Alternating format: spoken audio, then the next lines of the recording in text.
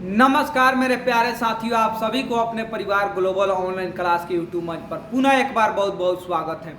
आइए यहाँ पर क्लास 10th के बायोलॉजी के एक और हम लोग नए टॉपिक के बारे में समझते हैं कि वायवीय श्वसन क्या होता है तथा अवायवीय श्वसन क्या होता है, अक्षीय श्वसन क्या होता है तथा अनाक्षीय श्वसन क्या होता है। देखिए, ये दोनों क्वेश्चन में जो आपका अंतर है ना, लगभग आपको एग्जाम में कम से कम ये 2 नंबर में मैक्सिमम बार आपको पूछा गया है।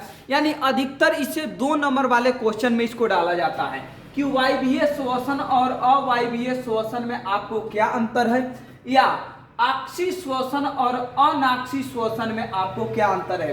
देखिए, क्वेश्चन दोनों आपका एक ही है, बस लिखने का तरीका आपको अलग अलग है। यहाँ वायवीय को यहाँ अक्षीय बोला जा रहा है और यहाँ अवायवीय के आपको अनाक्षीय बोला गया है। तो क्वेश्चन आपको वायवीय और अवायवीय श्वसन में अंतर पूछे तब, या अक्षीय और अनाक्षीय श्वसन में अंतर पूछे तब, दोनों का जवाब जो होगा ना आपका एक ही होगा। इधर में आपको वायवीय यानी अक्षीय श्वसन लिखा गया है, इधर में अवायवीय मतलब अनाक्षीय श्वसन आपको लिखा गया है।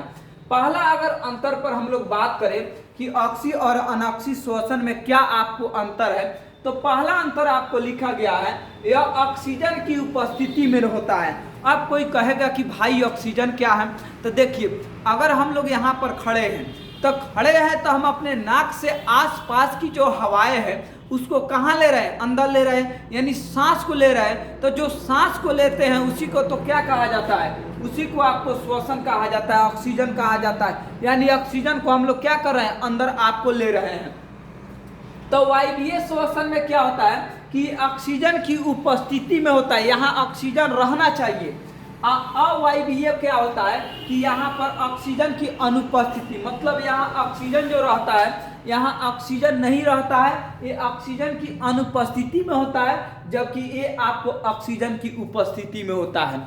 तो पहला अंतर आपको यही हुआ कि वायवीय श्वसन जो होता है ऑक्सीजन की उपस्थिति में होता है, अवायवीय श्वसन जो होता है वो ऑक्सीजन की अनुपस्थिति में होता है, अनुपस्थिति में। दूसरा अंतर को समझते हैं।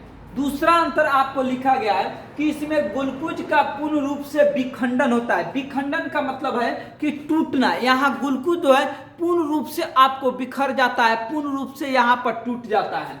इसमें लिखा गया है कि इसमें ग्लूकोज जो है आपको पूर्ण रूप से आपको नहीं विखंडित होता है, यानी ग्लूकोज जो है पूर्ण रूप से इसमें नहीं टूटता है।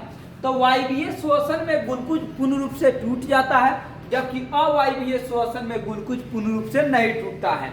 तीसरा अगर अंतर की बात किया जाए तो तीसरा अंतर आपको लिखा गया है कि इसमें उच्च मात्रा में ऊर्जा आपको उत्पन्न होता है। इसमें अधिक मात्रा में, जाहिर सी बात है कि ग्लूकोज जो है अगर पूर्ण रूप से जैसे टूटेगा तो एनर्जी भी आपको हाई मात्रा में रिलीज करेगा। तो एनर्जी जो है इसमें अधिक मात्रा में आपको उत्पन्न होता है, इसमें जो है एनर्जी आपको कम मात्रा में उत्पन्न होता है। क्योंकि ग्लूकोज जो होता है आपको ये क्या होता है, एनर्जी का एक रूप होता है। तो जिसमें ग्लूकोज पूर्ण रूप से टूटेगा, जाहिर सी बात है एनर्जी ज़्यादा देगा। जिसमें ग्लूकोज जो है आपको पूर्ण रूप से नहीं टूटेगा, नहीं विखंडित होगा, जाहिर सी बात है कि उसमें ऊर्जा जो होगा वो आपको कम रिलीज करेगा। अगला है कि यहाँ पर इसमें जो आपको 38 ATP अणु जो होता है मुक्त होता है। अब ये ATP क्या होता है, इसको एक अलग वीडियो में हम एक अलग टॉपिक में इसको समझाएंगे। अभी थोड़ा सा आपको यही समझ लेना है कि वायवीय श्वसन या अक्षीय श्वसन में जो होता है ना 38 ATP अणु मुक्त होता है, जबकि इसमें जो होता है ना केवल आपको अवायवीय श्वसन में इसमें केवल 2 आपको ATP अणु मुक्त होता है। देखिए, ये क्वेश्चन आपको 2 नंबर में पूछता है अधिकतर बार। 2 नंबर में अगर पूछता है आपको 4 गो अंतर बताया गया है। अगर भाई आप 2 गो भी लिखते हैं ना तब भी आपका काम चल जाएगा, लेकिन मेरे हिसाब से 2 नहीं, आप 3 अंतर को लिखिए। आप 3 अंतर को लिखिए, क्योंकि ये आपको जब 2 नंबर में पूछेगा आप 2 नहीं 3 अंतर को लिखिए। आसानी से आपका पूरा का पूरा जितना भी आपको फुल मार्क्स है सब मार्क्स आपको मिलेगा, एक भी मार्क्स इसमें से आपको नहीं कटेगा। तो इसको जिस प्रकार से एक आसान भाषा में आपको समझाया